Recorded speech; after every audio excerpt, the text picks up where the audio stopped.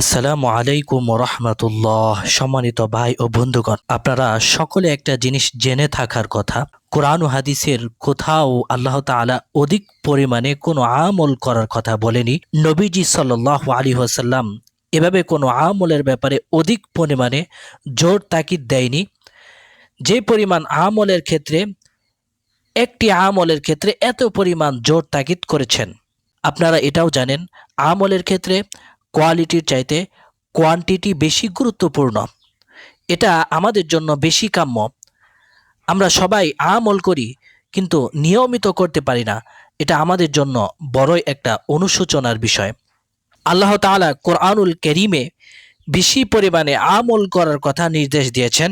আল্লাহ তাআলা বলেন, তোমরা এই আমলটি বেশি পরিমাণে করো, কারণ বিশ্ববিখ্যাত মুফাসসির তাফসির কারক আল্লামা ইবনে সাদি রহমতুল্লাহি আলাইহি তিনি বলেন, কোরআনুল কারীম ঘেটে ঘেটে গবেষণা করে, রিসার্চ করে আমি যেই দোয়াটি পেয়েছি, যেই দোয়ার সার নির্যাস আমি পেয়েছি, এবং নবী সাল্লাল্লাহু আলাইহি ওয়াসাল্লাম যে সমস্ত দোয়া এবং আমলের কথা বলেছেন, সবগুলোর সার নির্যাস আমি গবেষণা করে ঘেটে ঘেটে যেটা পেয়েছি, সেটা হচ্ছে এই 6টি দোয়া, যেটা হচ্ছে কোরআন এবং হাদিসের সার নির্যাস। প্রিয় দর্শক মণ্ডলী, আসুন আমরা জেনে নেই কোরআনুল ও হাদিসের সেই 6টি সার নির্যাস দোয়া কি। প্রথম হচ্ছে যে নবী সাল্লাল্লাহু আলাইহি ওয়াসাল্লামের উপর বেশি বেশি দরুদ পাঠ করা, সালাত এবং সালাম পাঠ করা। নবী সাল্লাল্লাহু আলাইহি ওয়াসাল্লামের উপর বেশি বেশি দরুদ এবং সালাম পাঠ করার মাধ্যমে আপনি নবী সাল্লাল্লাহু আলাইহি ওয়াসাল্লাম এবং আল্লাহ তাআলার অনেক কাছাকাছি যেতে পারবেন। দরুদের ব্যাপারে নবী সাল্লাল্লাহু আলাইহি ওয়াসাল্লাম আলাদাভাবে আদেশ করেছেন যে আকসিরু আলাইয়া সালাতা। জুমার দিনে নবী সাল্লাল্লাহু আলাইহি ওয়াসাল্লাম বলেন যে তোমরা এই পবিত্র জুমার শুক্রবার দিনে আমার উপর বেশি বেশি দরুদ পাঠ করো, আমাকে বেশি বেশি দরুদ পাঠাও।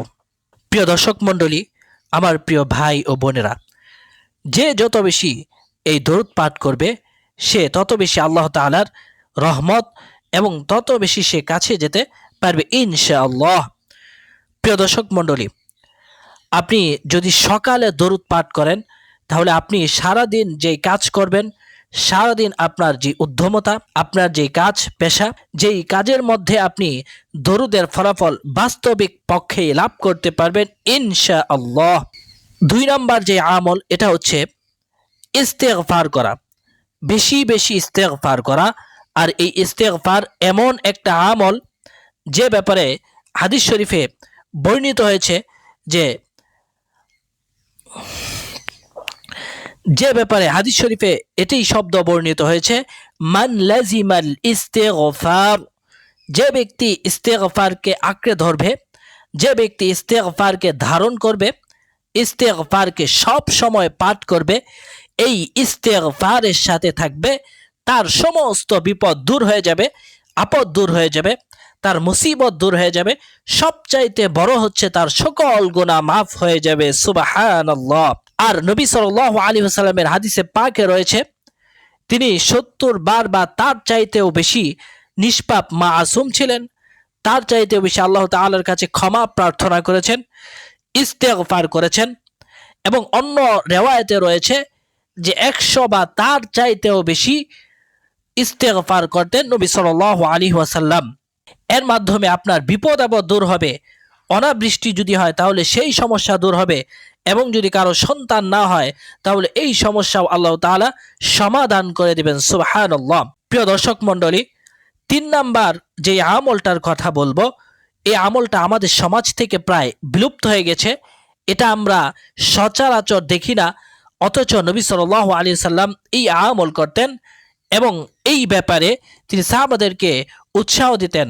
এই আমলটি মুসনাদে আহমদ এবং তিরমিজি শরীফের মধ্যে বর্ণিত হয়েছে, আর সেটা হচ্ছে বেশি বেশি ইয়া যাল জালালি ওয়াল ইকরাম, ইয়া যাল জালালি ওয়াল ইকরাম, ইয়া যাল জালালি ওয়াল ইকরাম। এটি পাঠ করে। এটি এমন একটি আমল যে আমলটি আমরা খুব কম মানুষই করি, অথচ এই আমলের অর্থ হচ্ছে ইয়াদাল জালালি ওয়াল, অর্থ হচ্ছে হে পূর্ণতার অধিকারী, হে কল্যাণের অধিকারী, হে খয়রাতের অধিকারী, হে সকল সৌন্দর্যের অধিকারী, বরত্বের অধিকারী, মহত্বের অধিকারী, যত ভালো ভালো গুণ রয়েছে, শ্রেষ্ঠত্বের গুণ রয়েছে, এই সব কিছু ইয়াদাল জালালি ওয়াল এর মধ্যে রয়েছে। সুবহানাল্লাহ। ওয়াল ইকরাম মানে হচ্ছে হে দাতা, দানশীল, দেওয়ার ক্ষমতা একমাত্র রব্বুল আলামিন তোমার কাছে রয়েছে।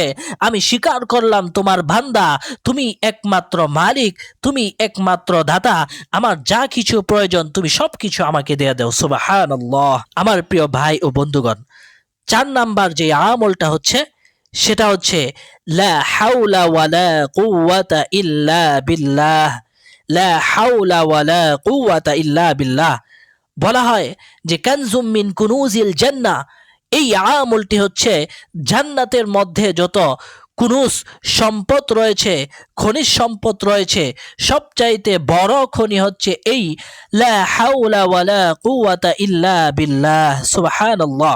নবী সাল্লাল্লাহু আলাইহি সাল্লাম সাহাবাদেরকে এই আমলটি অধিক পরিমাণে করার ব্যাপারে নির্দেশনা দিয়েছেন। প্রিয় দর্শক মণ্ডলী, তাই আসুন আমরা এই জিকিরগুলো, এই আমলগুলো আমরা বেশি বেশি করে পাঠ করব। তাৎক্ষণিক ফলাফল আপনি লাভ করতে পারবেন ইনশাআল্লাহ। প্রিয় দর্শক মণ্ডলী, পঞ্চম যে আমলটির কথা বলবো এটা হচ্ছে নবী ইউনুস আলাইহিস সালাতু ওয়াস সালামকে আল্লাহ তাআলা সরাসরি এই আমল শিক্ষা দিয়েছেন। সেটা হচ্ছে লা ইলাহা ইল্লা আনতা সুবহানাকা ইন্নী কুনতু মিনাজ জালিমিন। ইউনুস আলাইহিস সালাতু ওয়াস সালাম যখন তিনি বিপদে পড়েছিলেন তখন তিনি আল্লাহ তাআলার কাছে এই দোয়া করেছিলেন, আর আল্লাহ রাব্বুল আলামিন তাৎক্ষণিক এই দোয়ার বদৌলতে, এই দোয়ার কারণে আল্লাহ তাআলা তাকে বিপদ থেকে রক্ষা করেছেন। অত্যন্ত দামি, অত্যন্ত গুরুত্বপূর্ণ এই দোয়ার ওয়াদা আল্লাহ করেছেন। 6 নাম্বার যে আমল সেটা হচ্ছে, এটা সব হাদিসের মধ্যেই বর্ণিত হয়েছে, সকাল সন্ধ্যা এবং যত ভালো ভালো কাজ রয়েছে নামাজের পর এই 33 বার 34 বার সুবহানাল্লাহ ওয়ালহামদুলিল্লাহ ওয়ালা ইলাহা ইল্লাল্লাহু আল্লাহু আকবার।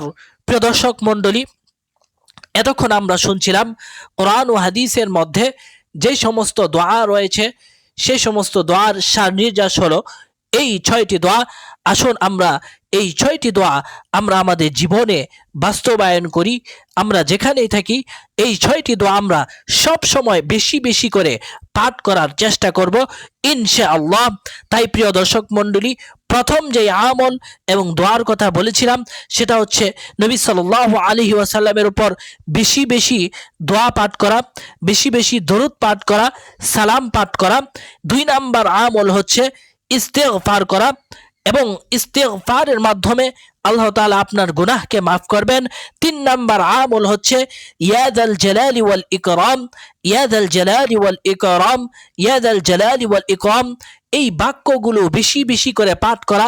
4 নাম্বার আমল হচ্ছে লা হাওলা ওয়ালা কুওয়াতা ইল্লা বিল্লাহ, লা হাওলা ওয়ালা কুওয়াতা ইল্লা বিল্লাহ, এই দোয়াটি আপনি বেশি বেশি পাঠ করবেন। 5 নাম্বার আমলটি হচ্ছে লা ইলাহা ইল্লা আনতা সুবহানাকা ইন্নী কুনতু মিনাজ জালিমিন, লা ইলাহা ইল্লা আনতা সুবহানাকা ইন্নী কুনতু মিনাজ জালিমিন। এবং সর্বশেষ ষষ্ঠ আমল হচ্ছে সুবহানাল্লাহ আলহামদুলিল্লাহ ওয়ালা হাওলা ওয়ালা কুওয়াতা ইল্লা বিল্লাহ, সুবহানাল্লাহ আলহামদুলিল্লাহ ওয়ালা ইলাহা ইল্লাল্লাহু আল্লাহু আকবার। আল্লাহ রাব্বুল আলামিন আমাদেরকে সব সময় এই 6টি দোয়া এবং আমল জিকির বেশি বেশি করে পাঠ করার তৌফিক দান করুন। আসসালামু আলাইকুম রাহমাতুল্লাহ।